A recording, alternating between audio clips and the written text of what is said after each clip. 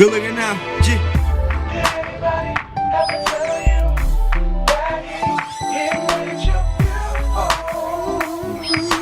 Beautiful. Everybody has to tell you that God makes you beautiful. Beautiful. Hey there, excuse me, miss. No disrespect, you're very precious.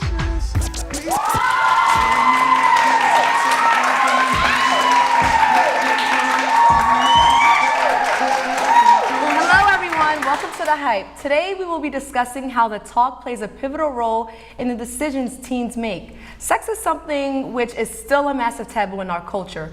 It's much more spoken about now than it was before, but the fact still remains that a lot of people are very uncomfortable talking about it. This is especially true for some parents when the subject is brought up by their children. Discussing issues of sexuality with your child is one of the most important parenting responsibilities. However, the stereotype of nervous parents anxiously trying to explain what sex is and how safe it is, how to be safe, is all too real in our households.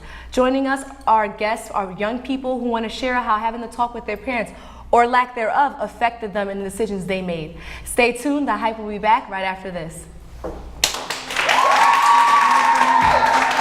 Legend promised to make this fairy tale come true. When we started this love Calling all music artists from around the world, here's your opportunity to have your music featured on The Hype.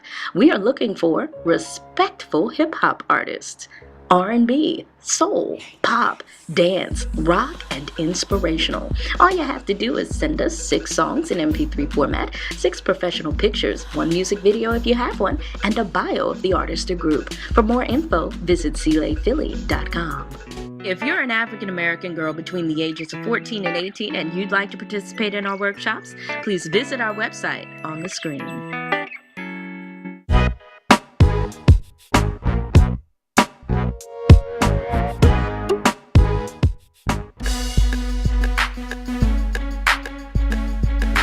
I think usually it's because they let people push them over because of the love they supposedly have for somebody, but it's not really love. You just let somebody keep doing it and doing it after they keep telling you they love you and just that and the third. Like, it's not reasonable. There's no reason behind it whatsoever. Well, the first thing I think is because of love. I think, especially if you've been in a long-term relationship, it's kind of hard to get yourself out of. So therefore, they stay and deal with the bull crap, rather than leave and go somewhere else. Whether if it's a short-term relationship, it'll be easier to get out of. So.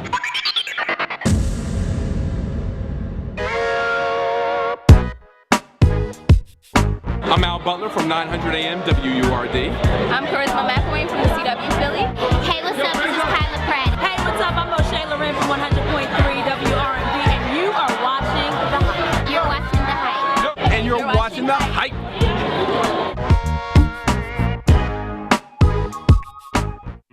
You're watching The Hype, TV for, by, and about young women on Comcast Channel 66, Philly Cam.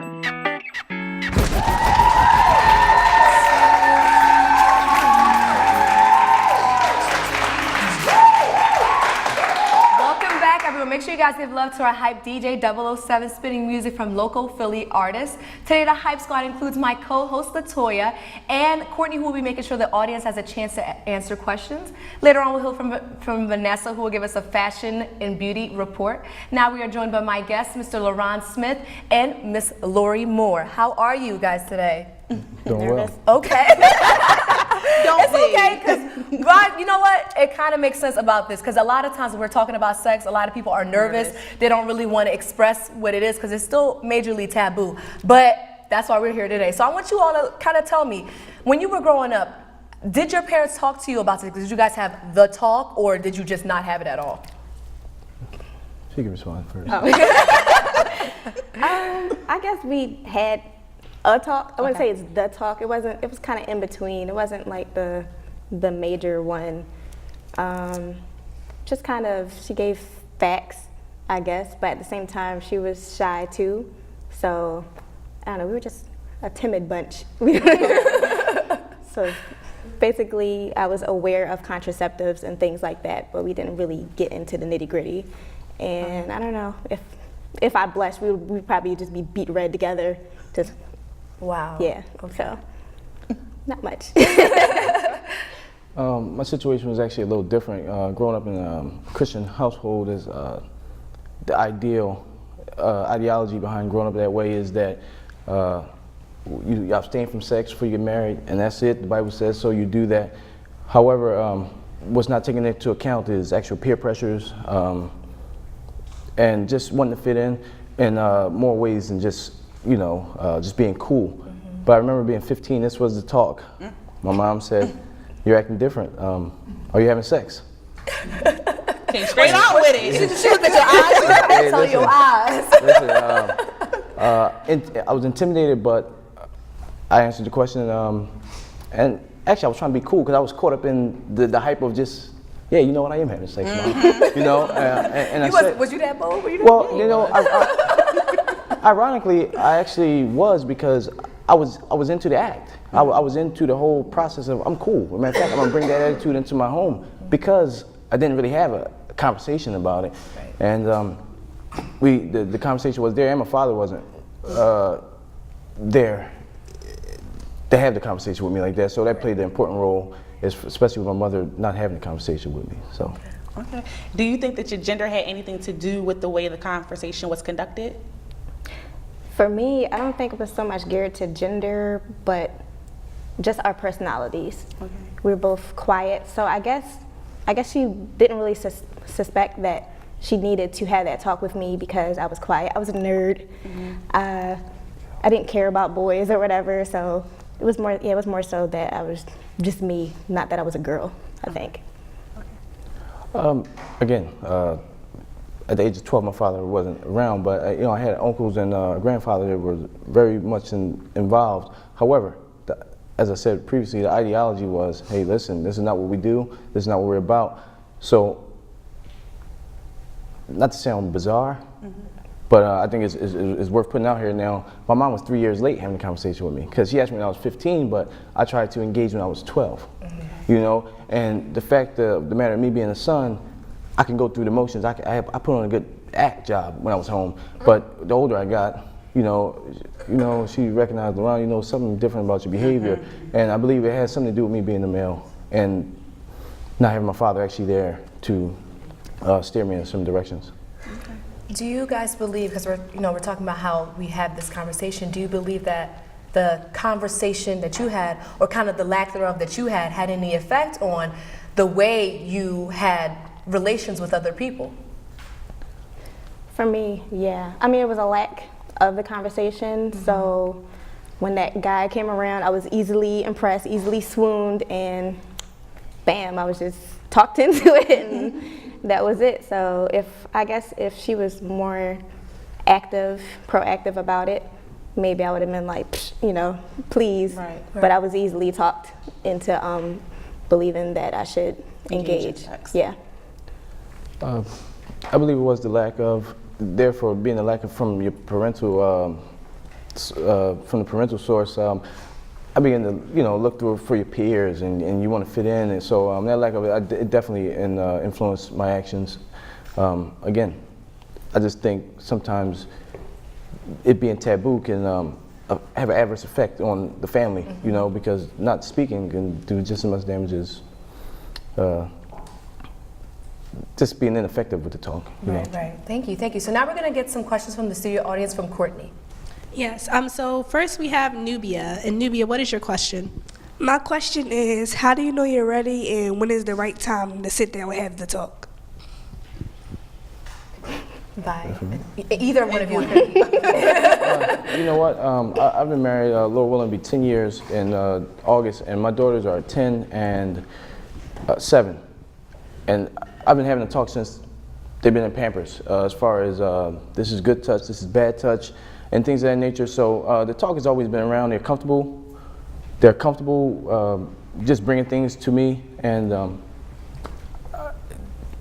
I just think it's anytime. They'll let me know when it's time when they ask me certain questions. All right, thank you. So our next question is from Anya. Anya, what is your question?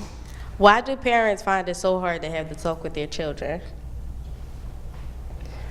I guess it's just really just how you were brought up. Like I said, I don't think that talk was prevalent in my mom's when she grew up, because the thing to do, my grandmom has like 9 kids. It's just, you have sex, you have babies. So I just don't think it was instilled in her, which later on was not instilled in me. Okay. Our next question is from Wonderful. Wonderful, what is your question? My question is, why do teens actually feel that it's wrong to be a virgin in this day and time? That's a good question. That's actually an excellent question. And actually, teaching middle school, I see the need for a lot of students. They just want to fit in all the time, and fitting in that's what's cool, fitting in. However, I just think it's a matter of, like I said, this talk is very necessary, because it will just give give teens just more power to stay focused and just be headstrong as far as fitting in with their peers. Right. Yes, because peer pressure can definitely be a hard thing, especially no matter what age, from elementary school to middle school, and especially in high school. Next we have Tayana. Tayana, what is your question? My question is, why do teens and kids think sex is okay? As in sex is bad, or? Yeah, I didn't understand. I think more so she's referring to as it's okay to engage in it at a young age type of thing. I think because for a lot, especially with younger parents, they're not proactive with the talk. So they don't have role models, so they're turning to their friends who maybe they're trying to be cool for their friends. And when you're getting information from your girlfriends instead of an adult or a role model, who else do you have to turn to? You do as you've been taught by your friends, obviously, because your parents did not give you the talk.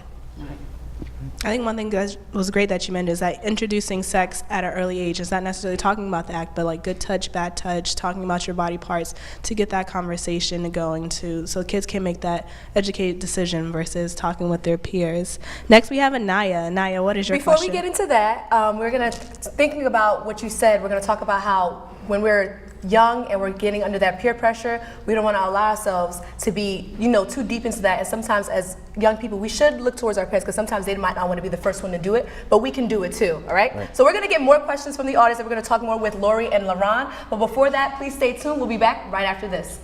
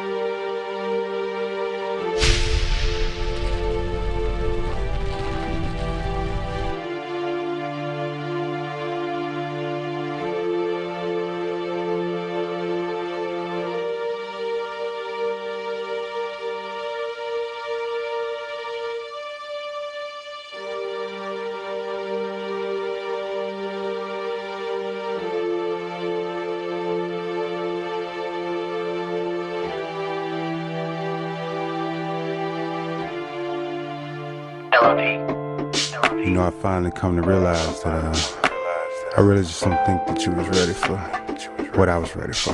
Now tell me, why is it so hard for me and you to pledge and promise to make this fairy tale come true? When we started this love affair, dedication, conversation, we embraced that we would see this through.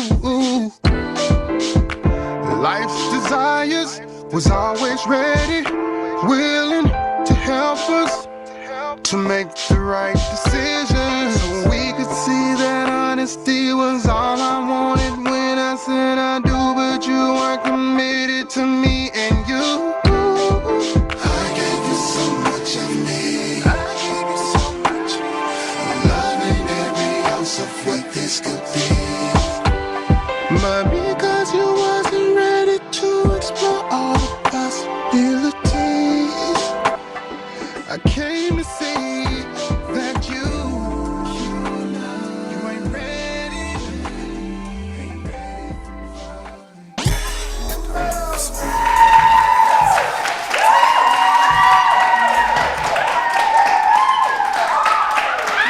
welcome back. Before we left, we had a question from an audience member. So we're going to go back to Courtney, and Courtney's going to let us know what this question was. Yes, so our question is from Anaya. Anaya, what is your question? My question is, why are children afraid to talk to their parents about sex? Well, I believe parents don't make themselves available for conversation. Everything is, you don't do this, you do as I say, and they're not. And I'm not saying be friends with your children, but you have to establish a healthy communication that, Mom, Dad, I can talk to you about anything, and I want to talk to you about this, and we should be open to hearing what they have to say. Right. So before we left, I also said that even though the parents may not come to you, it's okay sometimes for the teen or young child or whoever it might, however old you might be, to go to the parent. Now, what would you say are some good ways for a teen to go to their parent to bring up the subject if their parents are not willing to do it? And should they? Well, honestly, I believe your teens should go to their parents, and honestly, it's a couple ways you can go about it. Of course, you like the shock method. You can, Mom, Dad, let's talk about sex. Just get straight right to it. Get straight to it, or you can be strategic. What do you think about sex? What do you think about teenagers engaging in sex? And what advice would you give me? I just think healthy communication is key, and not being afraid of your parents. I think that's right, because it's really important, because sometimes even when we're transitioning from teens or we're going through those stages of life, the relationship we have with our parents are different. Yes. And I noticed that myself, growing up, it's like before it was like you do this, and as you get older, you can have conversations with your parents. And at first it might be a little bit hard for them, but they'll appreciate you talking to them, because parents do want you to come and talk to them. They do want that type of relationship. Absolutely. Yes. How do you feel about approaching the topic of sex, keeping in mind that it might cause them to have sex earlier or engage in sex earlier? I don't really believe that having that talk, I think it's best to be informed instead of like turning a blind eye and not knowing what's going on. I would rather inform my child, have them know, not necessarily ins and outs, but at least the basic information, and not have them ignorant about it. Okay. You turn around, and I've heard the stupidest things that kids think about sex. Well, if I have sex on my period, I can't get pregnant. Stuff like that. It's not. Yeah, it's not true. So you have a talk with your parents. I don't necessarily think it's going to make that child have sex. How about you, LeRon? Do you think that some people do believe that if you have the talk, then all of a sudden you're pushing them towards having sex? Well, I think it's like I'm kind of torn between the issue, because I think if you throw too much at a teen, it's maybe difficult to process, but I believe if you bring things in increments, as I was saying with my daughters, it's certain things, because like 10 and 7, and ironically, my daughter was watching this show called, I think it's Cyberbullying or something like that, some movie, but some girl called another girl a whore on the movie, and she said, "Daddy, what's a whore?" So as I said previously, I said, my children let me know when it's time to see that's a teaching moment right there. I explained to her the negative connotations behind that word, and then now it opens the door for more communication on the issue. Right. It's important to know those teaching moments. It's very important to see that. All right, so now we're going to throw it back to Courtney, who's going to have some more studio audience questions. Well, yes, actually, I have a question. So we're talking about communication and how it's very key, especially when talking about this issue. Now, we're talking about actually engaging in sexual acts. Now, what about when it comes to sexual orientation and identity? How do you think a child and a parent can have that communication about if they're feeling some type of way about their sexual orientation and it being different? I just think it's best for a parent to just instill in them at a young age that it's okay to be who you are. And a lot of kids, especially with sexual orientation, are afraid that their parents will maybe abandon them, disown them, or just maybe love them less. So I think it's good to start at an early age, let them know you're beautiful, you're special, you're unique, and I love you because you're you, not because of what you are. Okay. All right, so it's good to definitely have that talk in what we were mentioning. So what would be something key that for that young person debating whether they should have that talk with their parent? What should their first steps initially be when bringing it up, so that it's not negative if their parents have told them that they don't want to have sex, or you shouldn't be having sex, I don't want you to get pregnant, or anything like that? Difficult, huh? It's difficult, but I was trying to process the question. Can you kind of repeat that question, Courtney? So if a kid is in the pre-contemplation stages of, okay, I really need to have this talk with my parents because I know what I'm hearing from my friends isn't true, but I'm still not yet comfortable. What is a first step or kind of like the first key in bringing up that conversation, especially if they already know that their parent has been very adamant about them? We don't want you to have sex. I don't want you to bring home no babies. That type of conversation is what they've already been having at home. Okay. Again, I think it comes to, sometimes, and I'm not bashing any parents or anything, but I think it has to do with the early stages. Because when you try to throw some things during the teenage years, it's a lot to process, again. And I believe making yourself available when they're younger sets the stage now. However, if, let's just say, time has passed and now you're at the teenage years, only thing I can tell a teen is to maybe just don't be afraid. Go directly towards your parents, because even though they may be upset, once you put the ball in their court, they can't. What are they going to do at that point? You know, they have to address it as your child. I mean, being that you're their child. So I definitely say you may have to just swallow your pride. Maybe even take a sibling with you or one of your friends.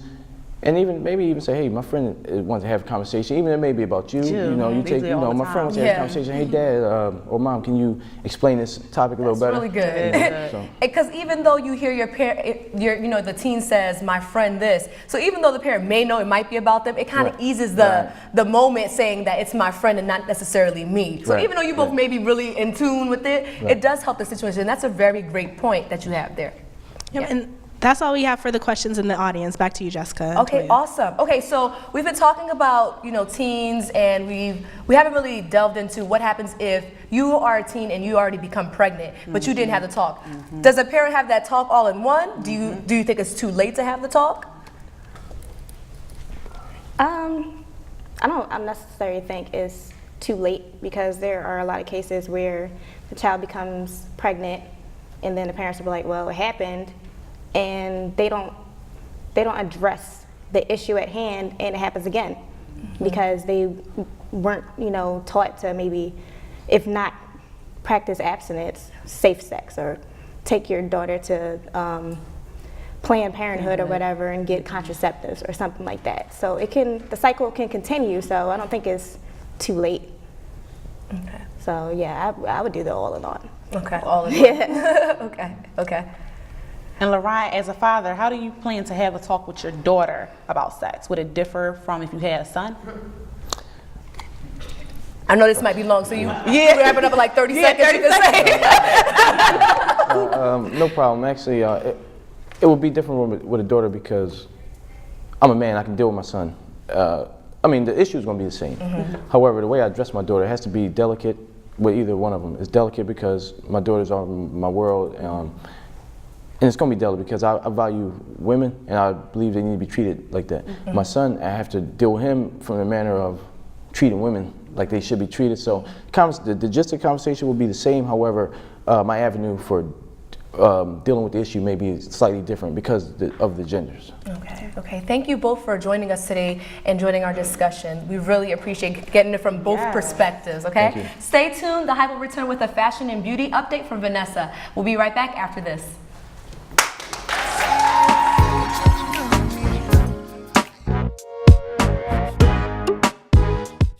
Have you ever been the reason why your relationship didn't work?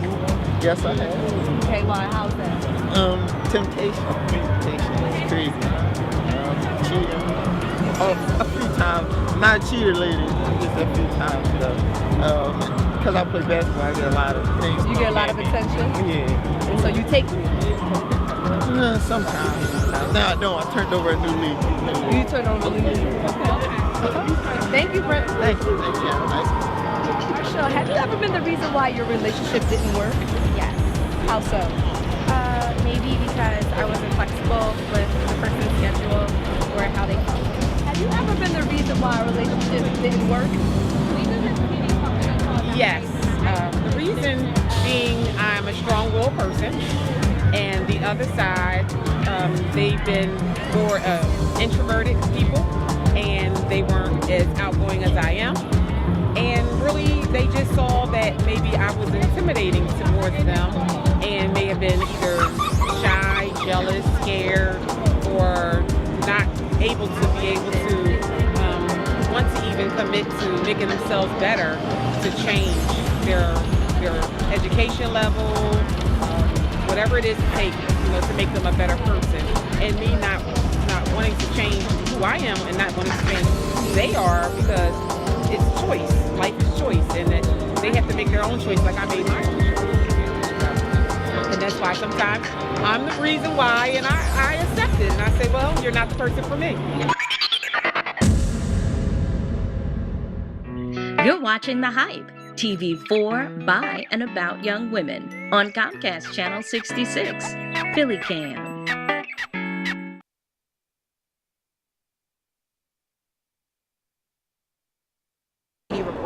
Today, we'll be talking about styling carefully. We all are entitled to our own opinions about what is fashionable. However, there are some fashion trends that can harm us and our health. Today, I'll be helping you identify what those fashion trends are. Pants that are too tight. We've all seen a woman or a man that had a pair of pants on that were skin tight. And while some of us may find it attractive, skin tight pants can actually cause health issues in the male and female reproductive system, such as infections and harm to genitalia. Super high heels. Most ladies, at least the ones that I know, love shoes, especially heels.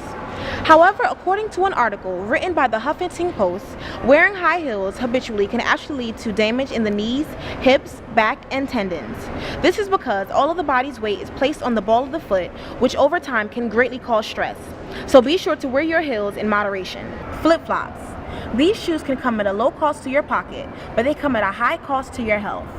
Flip-flops lack proper support for the arch and heel of the foot. Tattoos. People can get tattoos from various places, such as parlors and tattoo parties. While this body art can be a way to express yourself, there can be great harm in getting a tattoo. If needles are not properly changed, diseases like HIV and hepatitis C can be transmitted. Also, if not under the regulation of the state, tattoo ink can deposit harmful chemicals into the bloodstream. Hair straightening products. As Black women, we have some of the most beautiful and diverse hair. We can wear it straight, kinky, or in braids.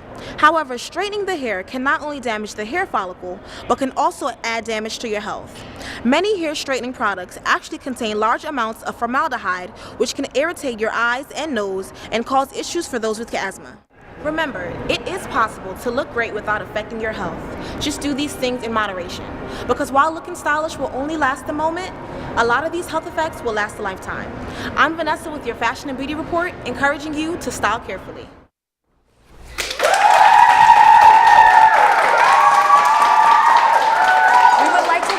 DJ 007 and our special guests LeRon Smith and Lori Moore. Thank you so much for joining us today. If you would like to learn more about the music you heard on today's show, if you would like to be a studio audience member, or would like to learn more about our monthly Healthy Lifestyles workshop, please join us on our website, clayphilly.com. I am your host, Jessica Charles, and for Latoya, Vanessa, and Courtney, we'll see you next time.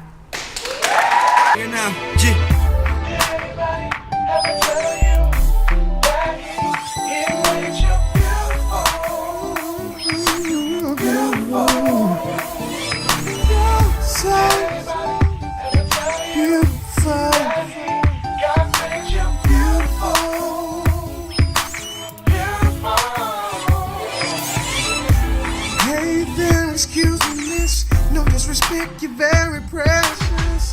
Please tell me what's your name. You're a precious gem and got to blame. No, I'm not trying to spit the game, cause it's your soul I'm trying to claim. You probably never